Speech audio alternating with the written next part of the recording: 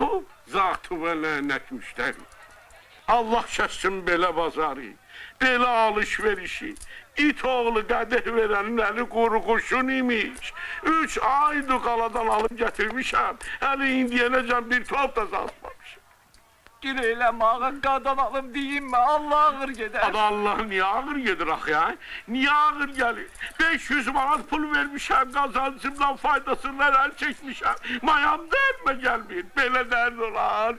Bu şəksiz məmə, şəksiz bu dərd məni öldürəcək. Evin yıxılsın, balaların yetim qalsın, mənim pulumu yiyin. Ağlama ağa, gözümü yiyeyim, birisi de olur. Belə də dərd olar ay kişi. Qarğış eləmə ağa, qadan alıb qarğış eləmə, Allah ağır gider. Ağa, bir de bu malı sana zorla satmayıblar ha. Yox, Allaha ağır niyə gedir axı, hə?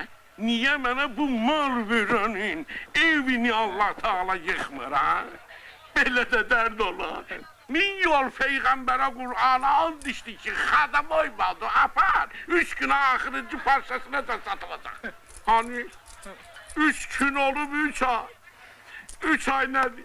3 ilə də bunlar satılıb qutarmayacaq. Evin yıxılsın, mal verə.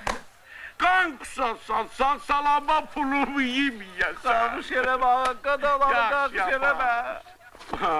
Evin yıxılsın, qapın çırpılsın, belə də dərd olar. Deyim mi ağa, ayıbdır, adamlar eşidər. Gədə, mən adam yanında demirəm ki, səni yanında deyirəm də.